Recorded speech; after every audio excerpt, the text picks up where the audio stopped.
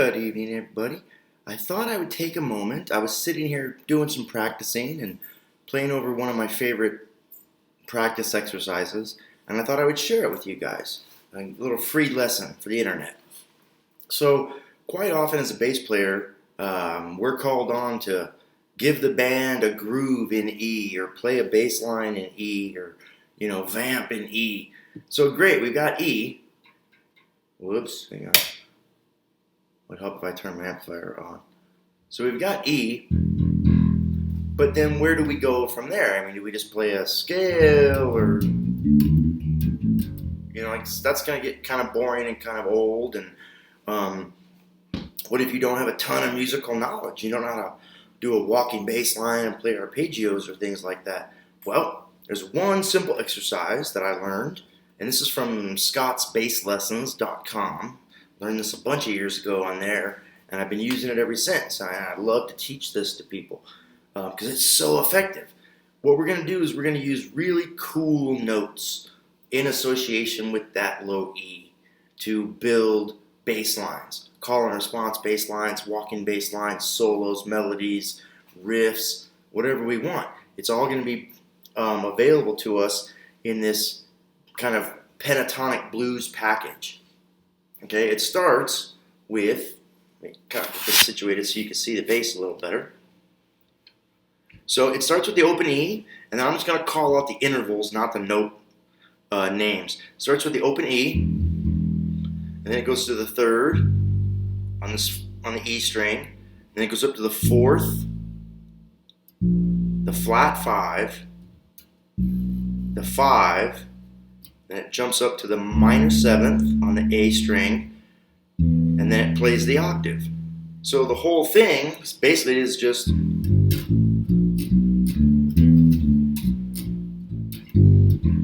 nice little blues scale. We can continue it up from that octave, third, fourth, flat five, five, all the same fingering, but it's just on a higher string. Minor seventh, and into an octave. So now we have two octaves in E that we can work with. I like to break them up into three kind of sections. Open,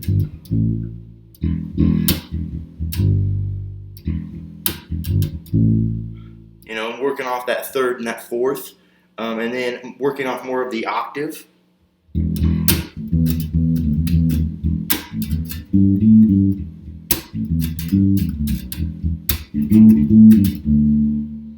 And then working up a little higher, up to the higher octave.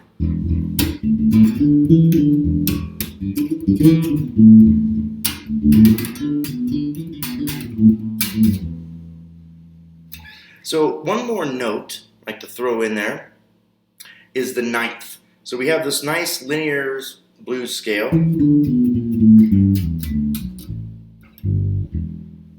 Missed that note right there.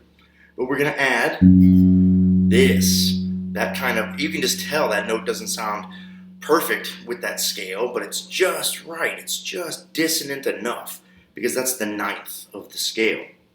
So if we played the scale with it, we would play.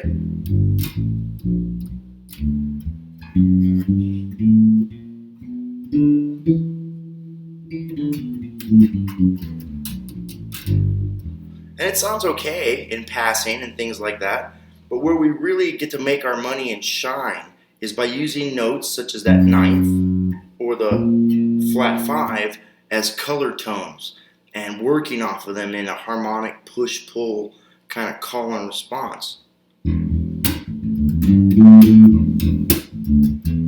Get their ears used to a certain tonality. And then throw in the note.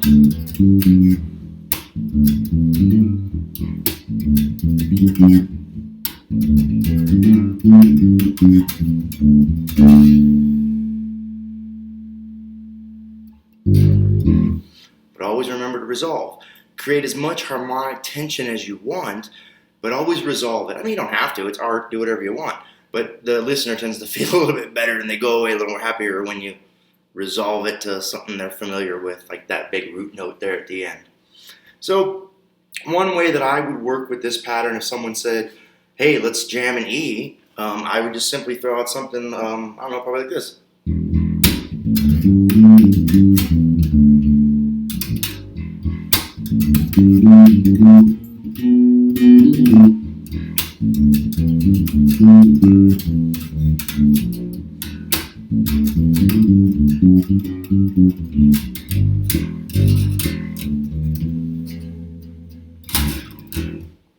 Cool, have fun with that.